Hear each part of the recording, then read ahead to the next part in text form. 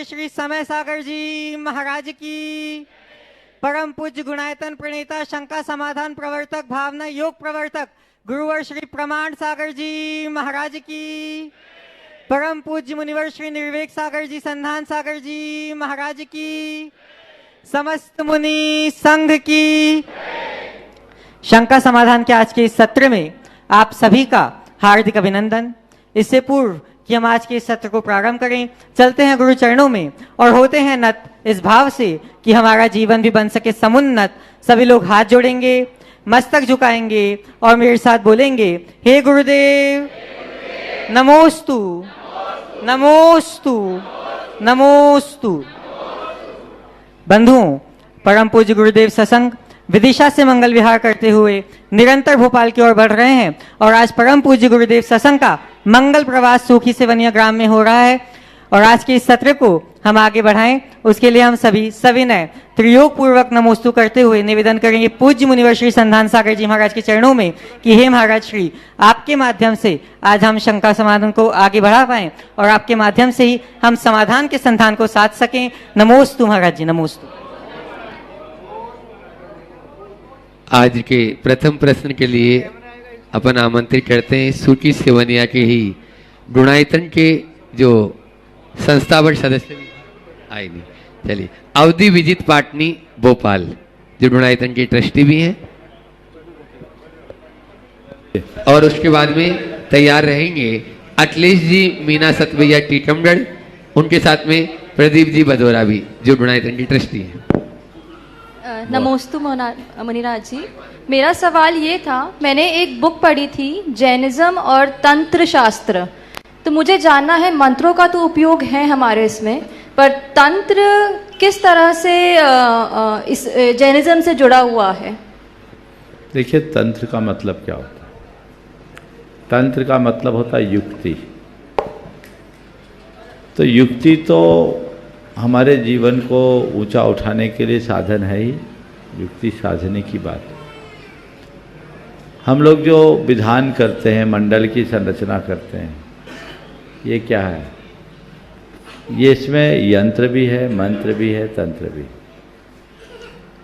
विभिन्न प्रकार की ध्यान साधना में भी कुछ ऐसी क्रियाएं हैं जिसमें तंत्र की साधना है। जैन धर्म में जो तंत्र है मूलतः आत्मा की एकाग्रता को बढ़ाने के लिए और चेतना के परिष्कार के लिए, ज्ञानार्णव तत्वानुशासनम जैसे ग्रंथों में इस तरह के तंत्रों का प्रयोग है। लेकिन मध्यकाल आते आते जो परिवर्तन हुआ उससे जैन धर्म भी अछूता नहीं रहा। बाद में तंत्र के नाम पर बहुत सारी वो चीज़ें जुड़ गई जिसको आज के इस भाषा में कहे टोटकेबाजी। वो जुड़ गई सो जुड़ गई, सब जगह जुड़ती है सो जुड़ती है। तो जैन साधना के मूल रूप में जो तंत्र है तो मूलतः आत्मा की विशुद्धि के लिए, आत्मा की निर्मलता की। धन्यवाद। अखिलेश जी मीना सतभैया टीकमगढ़, और उसके बाद में तैयार रहेंगे प्रकाश जी प्रदीप जी जैन सूकी सिवनिया। परम पूज्य गुरुदेव के चरणों में तिरवाल नमोस्तु नमोस्तु नमोस्तु। चुल्लक जी के चरणों में क्षामी क्षामी क्षामी। गुरुदेव एक कहावत सुनते थे कि मौत कोई बहाना ढूंढती है, खुद नहीं आती ताकि उस पर कोई आक्षेप नहीं लगा पाए।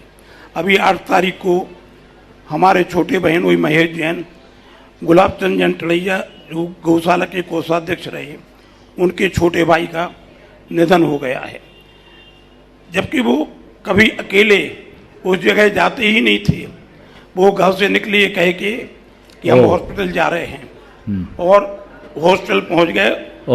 पूरी कहानी नहीं बोलो, सवाल करो जल्दी से। तो गुरुदेव क्या मौत बहाना ढूंढती है, ये सही है? और ये आज की कहावत नहीं, हमेशा की कहावत है। मौत तो बस बहाना ढूंढती है, क्या पता किसके जीवन में किस बहाने मौत आ जाए। इसलिए हर पल सजग रहो। और साथ ही मैं उस परिवार को भी आशीर्वाद देता हूँ कि ऐसी घड़ी में अपने मन को स्थिर बनाए। नियति को कोई टाल नहीं सकता, इस वियोग को शोक का निमित्त बनाने की जगह बैराग का निमित्त बना। नमोस्तु गुरुदेव, नमोस्तु। प्रदीप जी जैन सूटी सेवनिया और उसके बाद में तैयार रहेंगे अजय जी जैन को और आदिश जी जैन भोपाल गुणायतन ट्रस्टी। हाँ, प्रदीप कौन है? नमोस्तु महाराज जी, नमोस्तु। मेरा प्रश्न ये है कि तूफान में कश्तियाँ और अभिमान में हस्तियाँ मिट जाती हैं। गुरुदेव ऐसा क्या करें कि अहंकार के तूफान में ना हमारी कश्ती को कुछ हो और ना अभिमान की सुनामी में हस्ती को। तूफान में हस्तियाँ, कश्तियाँ और अभिमान में हस्तियाँ मिट जाती है।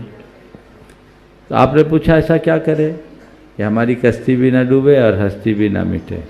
बस सीख लो, जब तूफान आने को होता है तो पहले से संकेत मिल जाते हैं और पूर्व संकेत को पाकर लोग ऐसी व्यवस्थाएं करते हैं कि तूफान में भी कश्ती ठीक रहे। तो तूफान का तो पूर्वाभास हो जाता है, लोग संभाल लेते हैं, लेकिन अभिमान का तो लोगों को आभास ही नहीं होता।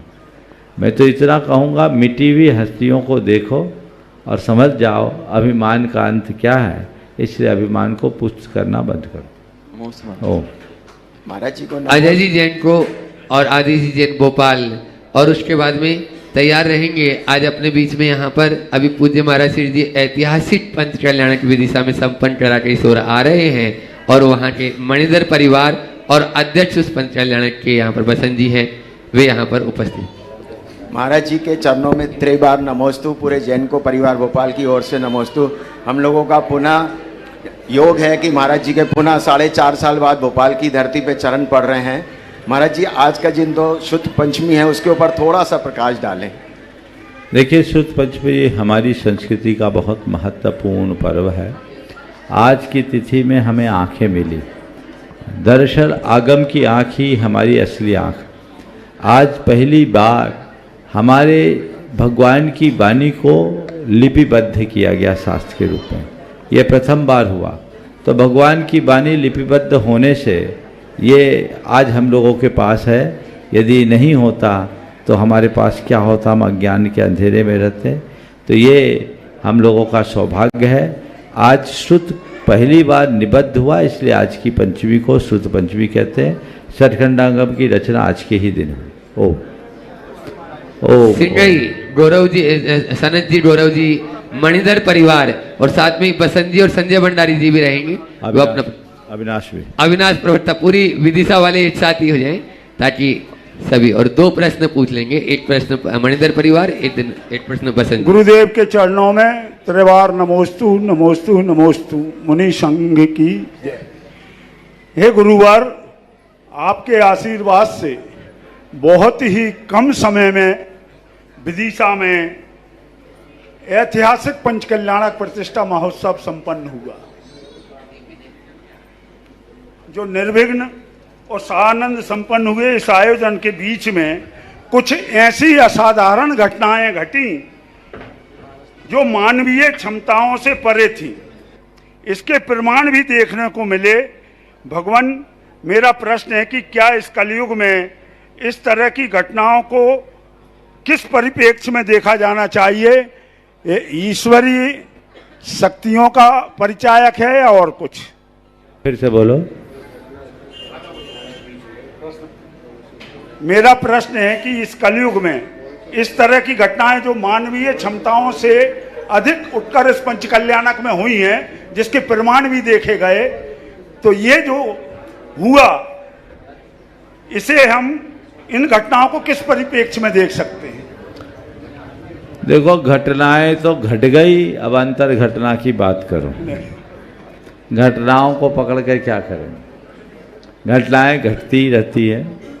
हम तो ये देखें कि इस पंचकल्याणक से मेरे भीतर क्या घटा। हम लोगों की एक बड़ी कमजोरी है कि हम लोग अपना पूरा समय और शक्ति केवल बाहर और बाहर लगाते हैं। हमें भीतर देखना चाहिए। जहाँ तक इस तरह की घटनाओं का सवाल है, तो ये सब चीज़ें लोगों की भावनाओं के प्रभाव से, पुण्य के प्रताप से होता है। आपके यहाँ का जो पंचकल्याणक है, उसका नेक निमित्त तो तभी बन गया था जब हम लोग विदिशा के प्रवेश के लिए प्रस्थान शुरू किए और 10 मिनट तक मंद मंद वर्षा बिना मेघों के हुई, ये शुभ निमित्त है। काम हो गया। मैं पुनः कहता हूँ, आम खाओ पेड़ मत गिनो, घटना को मत देखो, अंतर घटना को समझने की कोशिश करो। चलो संजय भंडारी हो गया। तो ये है महाराज जी, आपके पास केंद्रीय शासन के अल्पसंख्यक आयोग के सदस्य आए थे, पदाधिकारी, वह कुछ जानकारी दी गई थी, उनसे संपर्क के लिए क्या किया जाए? उनसे संपर्क करो, विभाग का पता खोजो, उनसे संपर्क करो और ये देखो कि जैन लोग अल्पसंख्यक दर्जे को प्राप्त हैं, जैनों को अल्पसंख्यक की मान्यता है, तो उस अल्पसंख्यक का क्या लाभ हो सकता है। बहुत सारे लाभ है, जिस मंच से बोला भी गया था। आप लोगों में उतनी जागरूकता नहीं है, यदि जागरूकता हो तो समाज इससे बहुत लाभान्वित हो सकती है। इस विभाग का बहुत सारा पैसा भी लैप्स होता है, तो उसमें बहुत तरह की सुविधाएं हैं। कल्याण मंत्रालय के साथ कल्याण विभाग के अधिकारियों से संपर्क करके अल्पसंख्यक विभाग से संपर्क करना चाहिए और अल्पसंख्यक विभाग से संपर्क करके इसकी व्यापक जानकारी सभी को जुटाना चाहिए। आज नवदावर्ती पूर्ववत पूज्य गुरुवर को आहार का सौभाग्य जिन्होंने प्राप्त किया, गुणायतन की ट्रस्टी प्रकाश चंद जी, सोनम कुमार जी जैन, सूटी सेवनिया, और उसके बाद में तैयार रहेंगे राहुल जी जैन, सूटी सेवनिया। ये बड़ों के साथ कैसा रहना चाहिए, समाज में कैसा रहना चाहिए, जिससे कोई हमारी निंदा ना कर सके और हमें जज ना कर सके।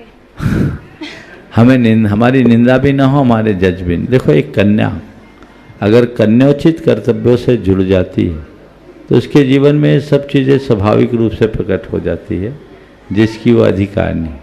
मुझसे तुम पूछते हो कैसे रहना चाहिए, तो मैं एक पंक्ति में कहूँगा, अपनी मर्यादाओं में बंध के रहना चाहिए और संस्कारों को पूरी तरह खिला देना चाहिए। जी महाराज। अगर मर्यादाओं में बंधोगे और संस्कारों को पुष्ट करते रहोगे तो तुम्हें देखकर लोग तुम पर गर्व करेंगे, और न केवल तुम पर गर्व करेंगे अपितु तुम्हारे माता पिता की प्रशंसा करते ना खाएंगे।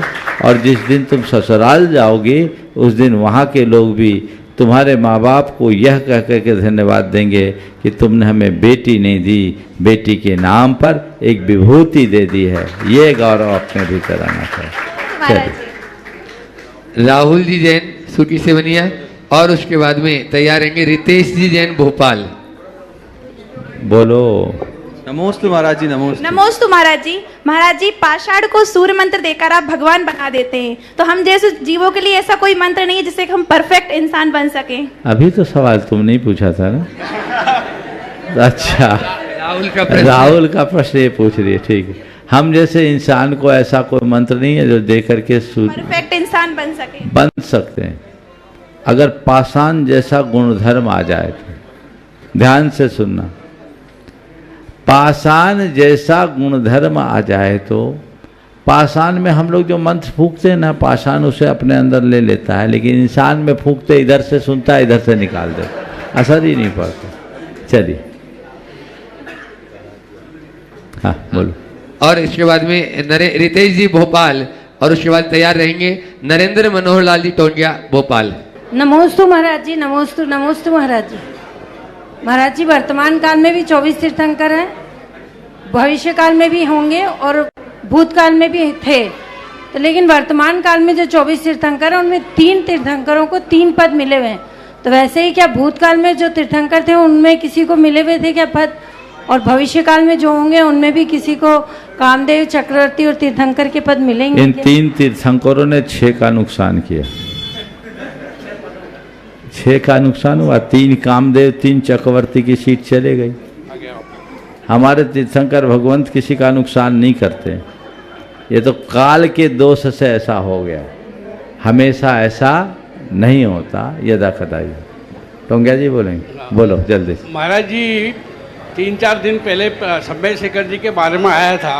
ओम, हाँ, समय शेखर जी के बारे में आया तो महाराज जी शासन सरकार क्या कर रही है समय शेखर के बारे में थोड़ी सी मैं जानना चाहता क्या हूँ। आया था समय शेखर के बारे कुछ में? भी नहीं महाराज जी, समय शेखर जी का कुछ नहीं आया, समय शेखर जी का नाम आया था 3-4-5 ऐसा दिन है, पहले। समय शेखर के विषय में मैं आप सबसे इतना ही कहना चाहूँगा कि समय शेखर का मामला शंका समाधान का नहीं है, सोशल मीडिया का नहीं।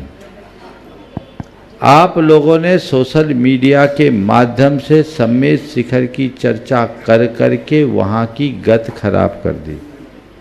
मैं तो वहाँ रहा हूँ, मैं वहाँ की स्थिति जानता हूँ, इसलिए आप सबसे मेरा यही कहना है, आप कुछ करने की स्थिति में नहीं हो। वहाँ लोग बहुत चौकसी के साथ लगे हैं और जो भी व्यवस्थाएं बन सकती है बन रही है। आधारहीन बातों के आधार पर अनावश्यक और अनपेक्षित टिप्पणियों के इतने काउंटर रिएक्शंस हुए हैं जिसके दुष्परिणाम सामने आ रहे हैं। इसलिए मैं पुनः इस मंच से कहता हूँ, समय शेखर के मुद्दे पर कोई भी बात सार्वजनिक रूप से तब तक न लाई जाए जब तक इस मंच से उसकी कोई चर्चा ना हो। जिस दिन जरूरत होगी होगा। अभी तो स्थिति उल्टी बनी है और उसके जिम्मेदार आपके बीच के व्हाट्सएप वीर हैं, सोशल मीडिया में सक्रिय लोग हैं, जो लोग अपने व्यूज बढ़ाने के लिए और अपनी व्यक्तिगत लाभ की वांछा से ऐसी बातों को तूल देते हैं, वो अंततः अपना और समाज सबका अहित करते हैं। इसलिए ऐसा बिल्कुल नहीं होना चाहिए। समय शेखर या किसी भी तीर्थ क्षेत्र के मसले को केवल सोशल मीडिया से कभी भी नहीं किया जा सकता हल। उसके हल के लिए उचित मंच पर उचित तरीके से ही पहल करनी चाहिए। वह सब हो रहा है और समय शेखर में ऐसा कुछ भी नया नहीं है जिनको लेकर आप लोग इतना हल्ला मचाएं। हाँ, आपके हल्ला मचने से चीज़ें बहुत बदली है, उसके परिणाम भी अच्छे नहीं आ रहे, इसलिए इस पर ध्यान देना चाहिए। डॉक्टर मनोज जी। हाँ बोलो। नमोस्तु गुरुदेव, नमोस्तु गुरुदेव। आपने अपने प्रवचन में कहा था कि गुरु चरणों में दर्शनार्थी नहीं शरणार्थी बनकर आए, तो गृहस्थ जीवन में हम आप शरणार्थी कैसे बने? आप लोग रोज बोलते अन्यथा शरणम नास्ति तमेव शरणम बोलते कि नहीं? इसका मतलब क्या है? गुरु की शरणार्थी बनने का मतलब है कि हमने गुरु के चरणों को पकड़ लिया, अब उनका मार्ग ही मेरा मार्ग है, उनका उपदेश ही मेरे जीवन के कल्याण का आधार है। मैं उनके आदर्शों का अनुकरण करके आगे बढ़ूंगा, ये शरणार्थी का मतलब है। गुरुओं की पूजा तो करो, रास्ता अपना चुनो, तो कोई मतलब नहीं। डॉक्टर मनोज जी जैन भोपाल अपनी टीम के साथ में, और उसके बाद विकास जी गोदा अपनी पूरी टीम के साथ तैयार रहेंगे। परम पूज गुरु मुनिवर्ग को एवं समस्त संघ को नमोस्तु नमोस्तु नमोस्तु। गुरुवर, सबसे पहले बानपुर समाज की तरफ से आपके चरणों में नमोस्तु। गुरुवर, हमारी पीढ़ी में जो पीढ़ी निकल गई उसमें एक अनुभव किया था कि माता पिता से वैचारिक मतभेद होने के बाद भी समय रहते सुलझ जाते थे। उसके पीछे कई फैक्टर थे। एक तो था कि धन संपदा से डर लगता था कि इतना कैसे सरवाइव करेंगे। दूसरा था उतने ज़्यादा पढ़े लिखे नहीं थे। तीसरा था कि बाहरी डर था। लेकिन और रही कसर धर्मपत्नी संभाल देती थी, क्यों? संस्कारी आती थी। अब ये सब फैक्टर विपरीत हो गए कि संतान भी बहुत ज़्यादा पड़ गई। महाराज जी क्लिनिक पे कई ऐसे दंपत्ति आते हैं जो कहते हैं हमने सब कुछ बेच के पढ़ाया बच्चों को, अब बच्चों का लेवल इतना ऊंचा हो गया कि हम चाह के भी उनके पास रह ही नहीं पाते। और दूसरा, घर में रहने की कोशिश करते हैं तो फिर श्रीमती जी का ये हाल है कि वहाँ से जो आजकल मीडिया मोबाइल के द्वारा कान भरने की जो परंपरा चली है, इससे कहीं ऐसी स्थिति में कैसे सामंजस्य? देखिए, आपने बहुत ही महत्वपूर्ण सवाल उठाया और आपने जो भी कारण प्रस्तुत किए हैं वो बिल्कुल सही है, लेकिन मुझे इन कारणों के अतिरिक्त एक ऐसा कारण प्रतीत होता है जिसने सारी व्यवस्थाओं को बिगाड़ दिया है। वो है, पहले हमारे हृदय में प्रेम, परस्परता, आत्मीयता और सहजीवन के संस्कार थे, आज उनका विलोप हो गया। इसलिए सब अब इंडिविजुअल तरीके से रहना चाहते हैं। जब तक मूलभूत संस्कार सुरक्षित और संरक्षित नहीं रहेंगे, तब तक जीवन का पथ कभी प्रशस्त नहीं हो सकता। इसलिए हमें आज भी उस संस्कार को सुरक्षित रखने की ज़रूरत है। बच्चे पढ़ लिख कर के आगे जाए, कोई बुराई नहीं है। पुराने ज़माने में भी ऐसे अनेक उदाहरण हैं जिसमें बेटा पिता से बहुत आगे पढ़ लिख कर के बढ़ा, उच्च पदों को प्राप्त किया। आज से 50 साल पहले भी लोग IAS बनते थे, लेकिन IAS अधिकारी, चार्टर्ड अकाउंटेंट और बड़े बड़े प्रोफेशनल पदों में जाने के बाद भी उनके लिए उनके माता पिता सर्वस्व थे। मैं एक ऐसे व्यक्ति को जानता हूं जो एक उच्च अधिकारी रहे और उनके पिताजी ने बताया, जब तक उनके पिताजी का जीवन काल रहा, जो भी सैलरी मिलती थी अपने पिता के हाथ में पकड़ाते थे और अपने खर्चे के संस्कार सुरक्षित है तो शिक्षा और परिवेश उतने बाधक नहीं थे। लेकिन मूलभूत संस्कार ही पूरी तरह से तिरोहित हो चले और ना अब उनको महत्व दिया जा रहा है। पहले माँ बाप उनको ही महत्व देते थे, अब माँ बाप भी कहते बेटा पढ़ लिख, अच्छी डिग्री पाना, अच्छा पैकेज पाना। संस्कारों को कहाँ? अगर थोड़े भी संस्कार विमुखता की बात आती है, हाँ समय के साथ थोड़ा एडजस्ट करना पड़ता है। तो जब ये दृष्टिकोण होगा और पूरा वातावरण ऐसा बनेगा तो चीज़ें ऐसी घटेगी, उससे कोई बच नहीं सकता। नमोस्तु महाराज जी, नमोस्तु। हाँ बोलो। जब विकास, हाँ, जब विदिशा से इस ओर बिहार हुआ और भोपाल की ओर, तो पूरे आप लोगों की समुचित व्यवस्था, भोजन आदि की सारी व्यवस्था इस परिवार ने की। विकास जी गोदा परिवार ने, समूह ने, पूरी उनकी टीम ने, और महिलाएं भी उसमें अग्रणी रही। मीना जी गोदा के साथ में संपूर्ण महिला मंडल भी, उनकी टीम भी तैयार रही और बच्चे भी, बिट्टू भाई के साथ में पूरे बच्चे भी लगे रहे। एक प्रश्न वो लोग अपनी तरफ से महाराज जी चरणों में रख रहे हैं और उसके बाद में बिहार के आने वाली जो टीम है वो रहेंगे, उसमें अनिमेश आज कटनी वो अपना प्रश्न रखेंगे। नमोस्तु गुरुदेव, नमोस्तु गुरुदेव। गुरुदेव, हमारा एक प्रश्न ये है कि चरित्र जो है वो एक वृक्ष है, लेकिन प्रतिष्ठा, यश और सम्मान उसकी छाया है। लेकिन विडंबना तो यह है कि वृक्ष का सभी लोग ध्यान नहीं रख पाते हैं, लेकिन छाया सबको चाहिए होती है। ऐसा क्यों? ये कलयुग का प्रताप। ये लोग पेड़ को काट के छाया पाना चाहते। क्या होगा? अगर पेड़ को काटकर कोई छाया पाना चाहे तो कुछ नहीं हो सकता। इसलिए पेड़ को सुरक्षित रखे ताकि छाया पा सके। बहुत सुनिए। हाँ, अनिमेश कटनी पूरी बिहार टीम के साथ में अपना प्रश्न रखें। पूरे बिहार वाले एक साथ खड़े हो जाएं और उनके लिए भी जोरदार आप तालियां बजा दीजिए। उसके बाद में बंबई से आज अपने बीच मिश्रा और श्रेष्ठी यहाँ पर उपस्थित है, वे तैयार रहेंगे। गुरुदेव के चरणों में बारंबार नमोस्तु नमोस्तु नमोस्तु। महाराज श्री कहते हैं सफलता निश्चित नहीं होती और असफलता कभी अंतिम नहीं होती। और आज के टाइम में जो बच्चे कॉम्पिटिटिव एग्जाम्स की तैयारी कर रहे हैं, उनके मन में कभी ना कभी ये ख्याल आता है कि हमें सफलता मिलेगी या नहीं मिलेगी, और लिमिटेड नंबर ऑफ अटेम्प्ट्स के कारण ये चिंता और बढ़ जाती है। तो ऐसे समय में हम कैसे अपने मन को समझाएं, हमें अपने मन को कैसे समझाना चाहिए और अपने गोल पर फोकस करना चाहिए? कृपया मार्गदर्शन। बहुत अच्छा। पहला वाक्य फिर से बोलो। सफलता कभी अंतिम नहीं होती, सफलता कभी निश्चित नहीं होती और असफलता कभी अंतिम नहीं होती। हाँ, बहुत अच्छा वाक्य। सफलता कभी निश्चित नहीं होती और असफलता कभी अंतिम नहीं होती। अभी जो तुमने बात की ही कॉम्पिटिटिव एग्जाम में भाग लेने वाले बच्चों की जो पीड़ा है, सबसे पहले हमें इस बात को समझना चाहिए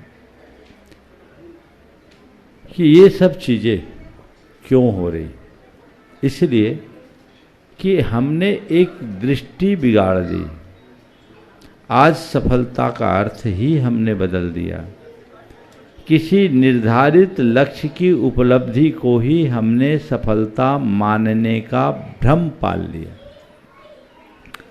मान सकते हैं किसी निर्धारित लक्ष्य को प्राप्त करना सफलता है, लेकिन जब किसी प्रतियोगिता की बात होती है, वहां तो पहले से ही तय है कि इस प्रतियोगिता में एक ही व्यक्ति को सफल होना है, और जो व्यक्ति सफल होगा बाकी सब उस प्रतियोगिता में विफल होंगे। लेकिन प्रतियोगिता में विफल होने का मतलब जिंदगी में विफलता नहीं होना चाहिए। आज के लोग चूंकि शुरू से प्रतियोगिता में झोंक दिए जाते हैं, उनकी मानसिकता उसी तरह विकसित की जाती है, और उस मानसिकता के परिणाम स्वरूप जब कभी किसी प्रतियोगिता में भाग लेते हैं, उन्हें उनका वांछित परिणाम नहीं मिलता, तो अपने आप को विफल महसूस करते हुए गहन अवसाद में डूब जाते हैं। समझ गए? तो उन्हें ये सोचना चाहिए कि नहीं, ये प्रतियोगिता है, इस प्रतियोगिता में सीमित सीट है, सीमित लोग सफल होंगे, बाकी सब विफल होंगे, पर वो प्रतियोगिता में विफल हैं, जीवन में नहीं। उनके लिए और संभावना है। जैसे अभी नीट का एग्जाम है, कितने लोग भाग लेते हैं? लाखों में। 24 लाख लोगों ने नीट की परीक्षा दी। सीट कितनी? 1 लाख नहीं, कम है, हजारों में कुछ रहती है। हजारों में 50,000 मान लो, और कम हो। तो मान लो जो भी हो, मुझे पूरी संख्या याद नहीं है, तो अब उस प्रतियोगिता में बाकी लोगों को तो विफल होना ही है। इसका मतलब क्या है? वो अपने जीवन में विफल हो गए। क्या दुनिया में जितने नीट क्वालिफाई करके डॉक्टर बने, केवल डॉक्टरों का जीवन सफल है क्या? डॉक्टरों के अलावा भी तो लोग हैं, वो भी तो अपने जीवन में सफल है। तो अपने आप को विफल मानना बंद कर दो। मेरे संपर्क में एक युवक है, उसने नीट क्वालिफाई करने की कोशिश की, उसमें सक्सेस नहीं हुआ। उसने तय कर दिया, मैं डॉक्टर नहीं बन सका पर अब डॉक्टर पालूंगा, ठान लिया। डॉक्टर नहीं बना, मैं डॉक्टर पालूंगा, और वो बेंगलोर से बीबीए करके लौटा, एमबीए भी नहीं किया, और एक अपना अस्पताल खोला। आज मल्टी सुपर स्पेशलिटी के हॉस्पिटल का सफल संचालक है। सफलता के मायने समझिए। इसलिए जब कभी इस तरह का कोई प्रसंग आए, एक संभावना मिटे, दूसरी संभावना को खोजना चाहिए। हमेशा एक बात स्मरण में रखना, 99 द्वार बंद होते हैं तो 100वां द्वार खुलता है। मैं रिपीट कर रहा हूं, 99 दरवाजे बंद होते हैं तो 100वां द्वार खुलता है। हमारी दृष्टि बंद द्वार पर नहीं, खुले द्वार की ओर होना चाहिए। नई संभावना तलाशना। चलिए, नमोस्तु महाराज। आज अपने बीच में अनेक संस्थाओं के उच्च पद पर आसीन पदस्थ प्रभात जी मुंबई यहाँ पर उपस्थित हैं। वो अपना प्रश्न रखें। उनके साथ में किरीट भाई जी मुंबई, अहमेंद्र भाई मुंबई यहाँ पर उपस्थित हैं। आप लोग जोरदार तालियों से आज स्वागत अभिनंदन कर दीजिए उनका। और गुणायतन के शिरोमणि संरक्षक, और मुझे तो जहाँ तक याद है प्रथम द्वितीय में इनका नाम शुरू में ही ये शिरोमणि संरक्षक अहमेंद्री जी भी गुणायतन के शिरोमणि संरक्षक है। बोलो। हाँ, बोलने के लिए आज्ञा है महाराज जी? हाँ, बोल सकते हैं। पहले सबसे पहले परम पूज्य प्रमाण सागर महाराज जी और मंचासीन महाराज जी के चरणों में 12 बार नमोस्तु। हर्ष का विषय है, मैं आज कुंडलपुर महोत्सव में कलशारोहण का महोत्सव देखकर आ रहा हूँ महाराज जी, और आपके चरणों में नमोस्तु प्रेषित करता हूँ। वहाँ हमें ध्वजा चढ़ाने का लाभ मिला है, बहुत सुंदर, आपके आशीर्वाद से। बस मैं तो नमोस्तु करने आया हूँ, मेरी शंकाएं आपको देखकर ठीक हो गई। बहुत सुंदर। आमीन। पूछना है क्या? चलो ठीक है, एक बार जोरदार करतल ध्वनि। बहुत सौभाग्यशाली हैं जिन्हें सहज मूल मंदिर में कि सहजकूट में, बड़े बाबा के सब बड़े मंदिर में कलश भी हुआ, ध्वजा भी हुई। आपने क्या किया? हमने ध्वजा की। वाह, बहुत सौभाग्यशाली है। एक बार जोरदार अभिनंदन। चलिए, बहुत बढ़िया। आगे गुणायतन के शिरोमणि संरक्षक के रूप में अक्षत जी सन्नी यहाँ पर उपस्थित है पारस धाम से। वे अपना प्रश्न रख रहे हैं और उसके बाद वे तैयार रहेंगे। प्रवीण जी जैन भोपाल। 7 बजे फ्री होऊंगा। अक्षत मनाली माइक पहुंचाओ जल्दी। और उसके बाद में तैयार रहेंगे प्रवीण जी जैन भोपाल। गुरुदेव के चरणों में 3 बार नमोस्तु नमोस्तु नमोस्तु। महाराज श्री, मेरा प्रश्न ये है कि सुख और दुख में तो मनुष्य के जीवन में आता रहता है, सुख में सब एक साथ होते हैं। महाराज श्री, मेरा सवाल आपसे ये है कि दुख के समय पारिवारिक एकता को कैसे बनाए रखें और विपत्ति के समय हम अपना और अपने परिवार का मनोबल कैसे बढ़ाएं और उसका डट कर सामना कैसे करें। बहुत अच्छा सवाल है। दुख के समय में पारिवारिक एकता कैसे बने, विपत्ति के समय में अपने अपने परिवार का मनोबल कैसे बने। देखिए, सबसे पहली बात, जब भी जीवन में दुख आए उस समय हमें धैर्य और सकारात्मकता रखनी चाहिए।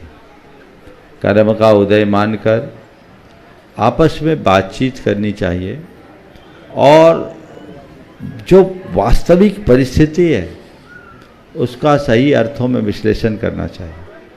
विश्लेषण करके आपस में सामंजस्य बना करके काम करना चाहिए और बात करनी चाहिए कि ये जो भी चीज़ें हैं परिवार की है तो परिवार के सभी को मिल बैठ करके ही ठीक करना होगा। दुख की घड़ी में परिवार इकट्ठा भी हो जाता है यदि उस दुख को पूरे परिवार का दुख मान लिया जाए तो। और ये बात सदैव ध्यान में रखना चाहिए, जब दुख एक दूसरे के साथ मिल कर के सहा जाता है तो दुख हल्का हो जाता है, वो बताना चाहिए। विपत्ति की घड़ी जब भी आए उस समय यदि हमारी सोच सकारात्मक हो तो विपत्ति को भी एक अच्छे अवसर के रूप में परिवर्तित किया जा सकता है। सोच को सकारात्मक बनाए, कर्म सिद्धांत पर विचार करें, धैर्य और संयम का आलम्बन लें, चीज़ें बदल सकती। प्रवीण पारसधाम समाज से कल के सारे कार्यक्रमों के लिए आशीर्वाद चाहते महाराज जी। आप अभी बताएंगे। चलो, प्रवीण जैन जी भोपाल, वो अपना प्रश्न रखें और उसके बाद में तैयार रहेंगे। कहाँ है प्रवीण जैन? बोलो। हाँ, खुशी विनायका। आज परम पूज्य आदरणीय प्रमाण सागर जी महाराज जी, निर्वेक सागर महाराज जी, संधान सागर महाराज जी के चरणों में जैनम प्ले स्कूल के कांति समस्त निर्वेक सागर बन का नमोस्तु इच्छामि, समस्त महाराज जी को इच्छामि। महाराज श्री शिखा आपसे प्रश्न पूछ रही हैं। महाराज जी, वर्तमान संदर्भ में प्रतिभाशाली बच्चों के उज्जवल भविष्य निर्माण में बाहर स्थित उच्च संस्थानों में भेजने हेतु मार्गदर्शन एवं माता पिता की दुविधा तथा बच्चे का ध्यान रखने हेतु मार्गदर्शन। देखिए, उच्च शिक्षा में भेजने हेतु मार्गदर्शन और माता पिता की जो दुविधा है उस दुविधा के लिए मार्गदर्शन। देखिए, सबसे पहली बात, उच्च शिक्षा अच्छी बात है, पर सब कोई को उच्च शिक्षा के लिए भागना और बाहर जाना ये अच्छी बात मुझे नहीं दिखती। कोई भी व्यक्ति उच्च शिक्षा में जाना चाहता है तो उसे 4 बातों को ध्यान में रखना चाहिए। सबसे पहले स्वयं की रुचि, दूसरी बात परिवार की पृष्ठभूमि, तीसरी बात आगामी संभावनाएं। और स्वयं की रुचि, पारिवारिक पृष्ठभूमि, आगामी किसमें क्या संभावनाएं और अपनी प्रतिभा, इन चारों बातों को ध्यान में रखकर हमें आगे बढ़ना चाहिए। हमारी रुचि हो अच्छी बात है, रुचि तो आजकल सबकी अच्छी ही होती है, लेकिन उस रुचि के अनुरूप परिवार का वातावरण कैसा है, क्या हमारा परिवार उसको अफोर्ड करने की पोजीशन में है कि नहीं। फिर पारिवारिक पृष्ठभूमि में हम जिस परिवार को बिलोंग करते हैं उसकी पृष्ठभूमि क्या है, हमें ये देखना है। हमारा अपना लक्ष्य क्या है, नौकरी करना है या व्यापार करना, हमें ये भी देखना है। अगर हमें व्यापार करना है तो हम क्यों इधर उधर अपना माथा पच्ची करें, हमें वो देखना चाहिए।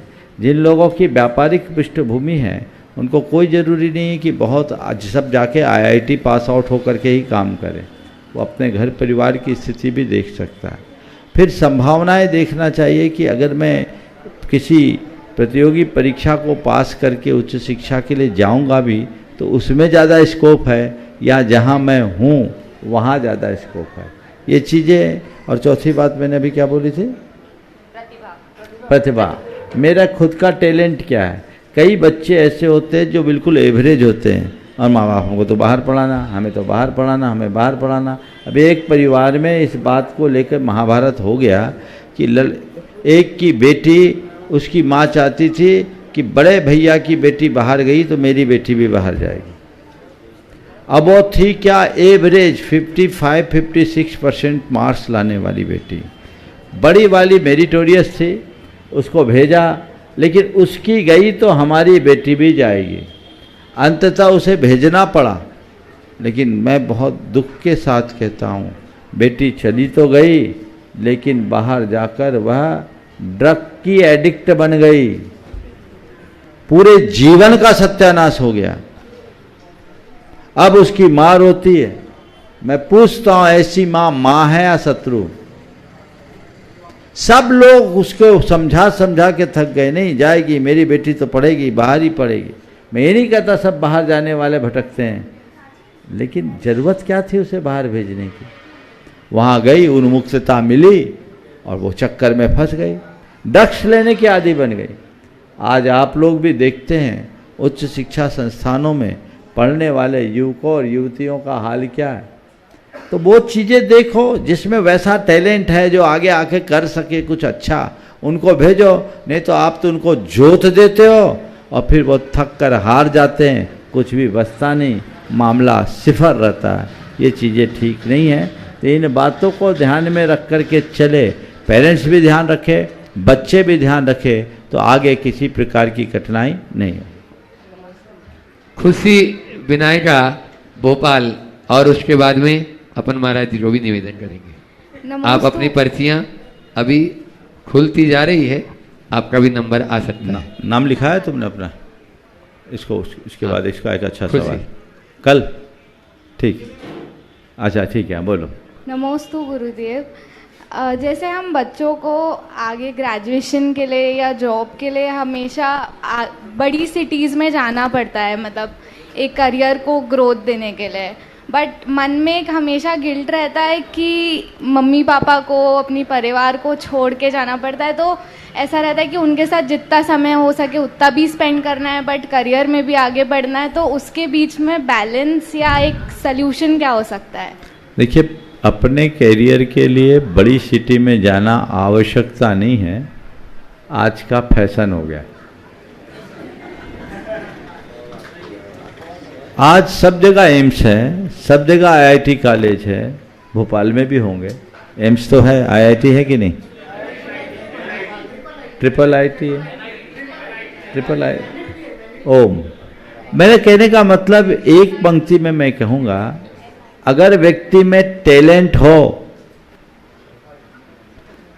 जो वो कहाँ पढ़ रहा है ये महत्वपूर्ण नहीं है, कैसे पढ़ रहा और क्या पढ़ रहा है महत्वपूर्ण। साधारण इंस्टीट्यूट में पढ़े हुए बच्चे भी दुनिया में नाम कमाने वाले हुए और बड़े बड़े शिक्षण संस्थानों में जाकर के भी भटकने वाले लोग। तो ये चीज़ें थोड़ा देखना चाहिए। ये जो एक होड़ सी बन गई और एक स्टेटस का सिंबल बन गया। छोटे गांव के बच्चे अब कस्बों में पढ़ना चाहते, कस्बों वाले शहरों में, शहरों वाले बड़े शहरों में, बड़े शहरों वाले महानगरों में, और महानगर वाले अब्राड में। अब अब्राड वाले अंतरिक्ष में जाने की तैयारी करें। क्या है आवश्यकता, क्या है? हमें इन बातों पर भी ध्यान देना चाहिए। इसलिए, और अब ये तो जान दो, उच्च शिक्षा तो बहुत बात की बात है, नीचे की शिक्षा से ही बच्चे बाहर जाना शुरू कर देते, माँ बाप बाहर भेजना शुरू कर देते, जिसकी कोई आवश्यकता नहीं है। इसलिए इस विषय पर गंभीरता से ध्यान देना चाहिए। हाँ, मुझे महाराज श्री चरणों में नमोस्तु करते हुए कि वे अपनी संख्या के माध्यम से हम सबको समाधान की गंगा में अवगाहन कराने की कृपा करें। पूज्य महाराज श्री जी। डॉक्टर प्रीति जैन, जैन नगर, भोपाल। कोटिशा नमन गुरुदेव।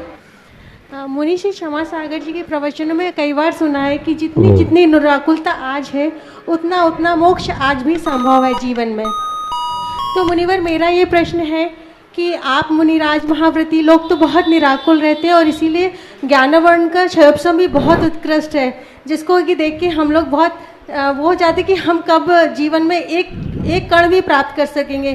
तो हम गृहस्थ जो राग द्वेष से मलिन है तो वो कैसे निराकुल हो, कैसे क्षयोपशम हम लोगों का भी बढ़े और कैसे अपने मन को निराकुल कैसे बनाए। आकुलता के कारणों से बचो। और दो बातें कहता हूँ, निराकुल होना है तो दो चीज़ें आत्मसात कर लो। कुछ बातों को नज़रअंदाज करने की कला सीख लो और कुछ बातों को बर्दाश्त करने की क्षमता विकसित कर लो। हमेशा निराकुल रहो। नमस्ते। समझ गया? चलिए महाराज जी पूछें। हाँ, पूज्य महाराज श्री चरणों में नमोस्तु करते हुए कि मुनि श्री को नमोस्तु करते हुए मध्य प्रदेश की राजधानी भोपाल में प्रवेश हो रहा है और उसके पूर्व ही आज ऐसा लगा कि बहुत से बच्चे जो कि अपनी ज़िंदगी को बहुत अच्छे से जीना चाहते हैं किंतु दुविधा में फंसे हुए हैं और बहुत से प्रश्न का समाधान आप दे रहे हैं। दो पंक्तियां हमने पढ़ी थी, शायद इससे और कुछ दिशा मिले। को बुलंदियों की उड़ान में हो तो थोड़ा सब्र रखना, बुलंदियों की उड़ान में हो थोड़ा सब्र रखना। परिंदे बताते हैं आकाश में ठिकाने नहीं हुआ करते, परिंदे बताते हैं आकाश में ठिकाने नहीं हुआ करते। शायद हमारी युवा पीढ़ी इस बात को समझ जाए कि हमारा सही ठिकाना कहाँ है, आपका निर्देश मिले और ये अच्छे से ग्रहण कर सके तो वास्तव में सारी दुविधा क्षण मात्र में विलीन हो सकती है। नमोस्तु महाराज। बहुत अच्छी बात कहते हैं। परिंदे कहते हैं बुलंदियों के आड़ान में थोड़ा सब्र रखना। परिंदे बताते हैं कि आकाश में ठिकाने नहीं हो। दरअसल सभी लोग एक प्रकार की आत्ममुग्धता में जीने के आदी और अभ्यासी हो गए। सभी लोगों के जीवन का लक्ष्य या उद्देश्य ही बिगड़ गया है। या तो जीवन का कोई लक्ष्य नहीं है और यदि कोई लक्ष्य है भी तो बड़ा उथला। आज की जो व्यवस्थाएं हैं उन व्यवस्थाओं के कारण ज़्यादातर लोग केवल पैसा, पावर, पैकेज इन पर ही ध्यान देने लगे हैं। पैसा, पावर, पैकेज, पोस्ट, ये तो बहुत छोटी चीज़ें हैं। हमारा उद्देश्य बड़ा और व्यापी होना चाहिए। पैसा, पावर, पैकेज, पोस्ट की जगह हमारा मूल लक्ष्य प्रसन्नता का होना चाहिए। हम अपने जीवन को किस तरीके से प्रसन्न रख कर के जी सके। मेरे देखे हर स्थिति में संतुष्ट और प्रसन्न रहकर जीने की कला प्राप्त करना ही जीवन की असली सफलता है। मैं उस सफलता को अर्थहीन मानता हूँ जो हमारे मन की प्रसन्नता को छीन ले। आज लोग कहने को अपने आप को सफल तो मानते हैं पर उनके चेहरे की मुस्कान खत्म हो रही, मन की प्रसन्नता खत्म हो रही, क्योंकि उद्देश्य ही भटका हुआ।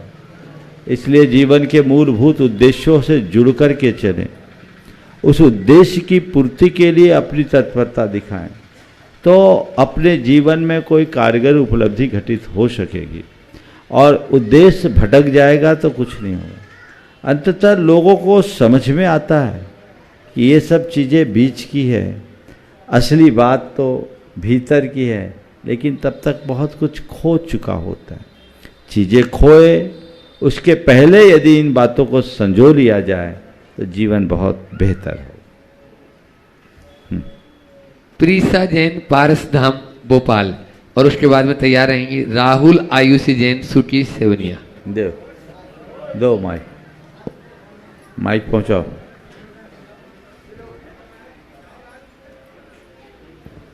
अगला नाम राहुल आयुषी जैन, सूटी सेवनिया। महर्षि के चरणों में बारंबार नमोस्तु। महर्षि, मेरा प्रश्न ये है कि कभी कभी हम बार बार अच्छे कार्य करने का प्रयास करते हैं कि जिससे हमें और पुण्य मिले, हमारा पुण्य अर्जन होता जाए, तो क्या ये पुण्य की लालसा कहलाएगी? क्या इससे हमें कोई दोष लगेगा? देखिए, पाप से बचने के लिए पुण्य को अपनाना कोई बुरी चीज़ नहीं है। अच्छी बात की लालसा बुरी नहीं है, लेकिन पुण्य करने का भाव होना अच्छी बात है, पर केवल बाहरी दृष्टि से करना ठीक नहीं। इसको और आगे बढ़ाया जा सकता है कि हम अच्छा करें, ये अच्छी बात, उसके साथ हम अच्छा बने और अच्छी बात क्या है? तो हम पुण्य करें, ये तो अच्छी बात है, पर अपने जीवन को पुण्यमय बनाए, ये और अच्छी बात है। शुरुआत में पुण्य की लालसा बुरी नहीं है, लेकिन जिस दिन जीवन को पुण्य बनाना शुरू कर दोगे, लालसा ही खत्म हो जाएगी, जीवन सुंदर। राहुल आयुषी जैन, सूटी सेवनिया, और उसके बाद तैयार रहेंगे पंखुड़ी जैन, सूटी सेवनिया। नमोस्तु महाराज जी, नमोस्तु महाराज जी। महाराज जी, मेरा प्रश्न है, हमारे माता पिता हमारे जीवन को अच्छा सफल बनाने के लिए हमारे लिए सारी चीज़ें कुर्बान करते हैं, हर खुशी मिले, हमारी हर खुशी का ध्यान रखते हैं, तो हम हमारे माँ बाप के लिए ऐसा क्या करें कि उनको हम पर अभिमान हो? कुछ मत करो, उनने जो कुर्बान किया उसे जीवन भर ध्यान में रखो, उनके उपकारों को याद करो, उनके प्रति कृतज्ञता का भाव बना के रखो, तो जीवन में कभी भटकाव नहीं होगा। मुश्किल ये है कि माँ बाप तो अपना सर्वस्व लगा देते हैं, बच्चे इन बातों पर ध्यान नहीं देते, उल्टी उलाहना देते, आपने हमारे लिए क्या किया, आपने हमारे लिए क्या किया। आज के तथाकथित कुछ बच्चे तो ये आपने हमारा कैरियर चौपट कर दिया, अरे पैदा करके इस लायक बना दिया, ये कम दिख रहा है क्या? तो ये चीज़ें अगर माता पिता के उपकारों का स्मरण होगा तो कभी भटकाव नहीं होगा। नमोस्तु महाराज जी, नमोस्तु। पंखुड़ी जैन, सूटी सेवनिया, और उसके बाद में तैयार रहेंगे विनय जी जैन, चिरमरी। महाराष्ट्री के चरणों में बारंबार नमोस्तु। चुल्लक जी के चरणों में इक्षामी। महाराष्ट्री, मेरा प्रश्न ये है कि अगर हमसे कोई क्वेश्चन करता है कि तुम पढ़ते क्यों, तो हम बोलते हैं कि कैरियर बनाने के लिए, या फिर कोई बोलता है कि जॉब पाने के लिए। और अगर हमसे कोई पूछता है तुम खाना क्यों खाते हो, तो जीने के लिए। और कोई पूछता है तुम जीते क्यों हो, तो धार्मिक व्यक्ति से पूछें तो वो ये बोलते हैं कि मोक्ष जाने के लिए। और नॉर्मल व्यक्ति कोई ये बोलते हैं कि लाइफ मिली है तो जी रहे हैं। तो महाराष्ट्री, अगर हमसे कोई पूछे कि तुम जीते क्यों, तो उसका सटीक उत्तर और लक्ष्य मीन क्या होना चाहिए? और महाराष्ट्री, भावनी युग में ऐसे क्या कमांड दें जिससे हम अमीर बन सके, क्योंकि मेरे मम्मी पापा को गुड़ायतन ट्रस्टी बनना है और बिना पैसे की वो पॉसिबल नहीं है। और महाराष्ट्री, लास्ट बस 2 मिनट का क्वेश्चन कि महाराष्ट्री, आपके जो भक्त हैं हम सभी, तो आपकी एक नजर पाने को इतना तरसते हैं, आपको एक गिलास हार देने के लिए इतना तरसते हैं, लेकिन महाराष्ट्री जैसे हमें अगर छोटा सा कॉम्प्लीमेंट भी मिल जाता है या फिर कोई अटेंशन भी दे देता है तो हम गुब्बारे की तरह फूल जाते हैं, इतनी खुश हो जाते हैं। तो आपको मतलब कभी एक पल के लिए भी ऐसा लगा है कि आपने अपने गुरु का नाम रोशन कर दिया, या फिर मतलब आपको कभी भी इतनी सी खुशी हुई है? नमोस्तु महाराष्ट्री। ओ, बहुत सारे सवाल कर दिए, और पंखुड़ी तो ऐसी फैल गई। सबसे पहले तुमने क्या पूछा? अगर हमसे कोई पूछता है कि हमारे जीवन काल हम क्यों जी रहे हैं। एक दफे मैंने सभा में पूछा, बोलो भैया क्यों जी रहे हैं? एक ने उत्तर दिया, इसलिए कि अभी मरे नहीं। अगर कोई मुझसे पूछता है कि जीने का लक्ष्य क्या है, हम क्यों जी रहे हैं, तो हम तो यही बताएंगे कि हम अपने जीवन को सफल और सार्थक बनाने के लिए जी रहे हैं, और यही उत्तर देना चाहिए।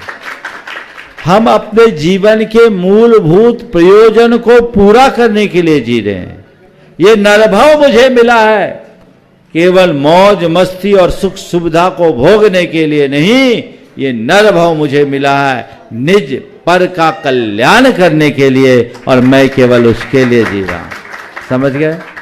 दूसरी बात, अमीर बनने का क्या मार्ग है? मन ऊंचा रखो, अमीर बनोगे। उन्नतम मानसम यस्य भाग्यम तस्य समुन्नतम। जिसका मन ऊंचा होता है उसका भाग हमेशा ऊंचा होता है। जिनको अमीर बनना उनको एक सूत्र देता हूं, जिंदगी में हमेशा देने की सोचना, मांगने की नहीं। जो देने की सोचता है वो अमीर बनता है, जो मांगने में लगा रहता है वो भिखारी बनता है। तो हर पल ऐसी भावना भाव कि हे भगवान मैं इतना समर्थ रहूं कि सबको दे सकूं, मुझे किसी से मांगने की जरूरत नहीं। आपने तीसरा सवाल किया, क्या आपको कभी ऐसा लगता है कि आप अपने गुरु का नाम रोशन कर रहे हैं? मैं तो एक ही बात जानता हूं कि दिख रहा है कि लोग मेरे पीछे हैं, पर मेरे पीछे मेरे गुरु का हाथ है, मैं तो उनकी छाया। नमोस्तु महर्षि, नमोस्तु महर्षि, नमोस्तु मेरे मन महर्षि। में कभी ऐसा नहीं आता कि लोग मेरे दीवाने हैं, पर ये मन में जरूर आता है लोगों की जिसके लिए दीवानगी है वो कभी कम ना हो और मेरे अंदर वो दिखता रहे ताकि वो सही अर्थ में मेंटेन हो सके। समय आप सबका हो रहा है। महर्षि लेकिन कमांड क्या दें? कमांड मैंने बोला ना, मैं हमेशा देने वाला बनूं, मैं हमेशा देते रहूं, बस ये भाव रखो, आ जाएगा। इस प्रकार आज के सत्र को यहीं पर विराम। कल का कार्यक्रम कहाँ होगा? कल का कार्यक्रम पारस धाम में होगा। प्रातः पिछली बार भानपुर वाले को मिल गया था, इस बार ये अवसर कल का पूरे दिन का प्रवास पारस धाम में होगा। दोनों अटैच हैं, शंका समाधान। हाँ, सुबह प्रवचन भानपुर में दे सकते हैं। सुबह का सुनो, प्रवचन करके यहाँ से पहुँचेंगे, पहले प्रवचन भानपुर में होगा और भानपुर से फिर हम लोग पारस धाम के लिए प्रस्थान करेंगे। चलिए आगे बाजू।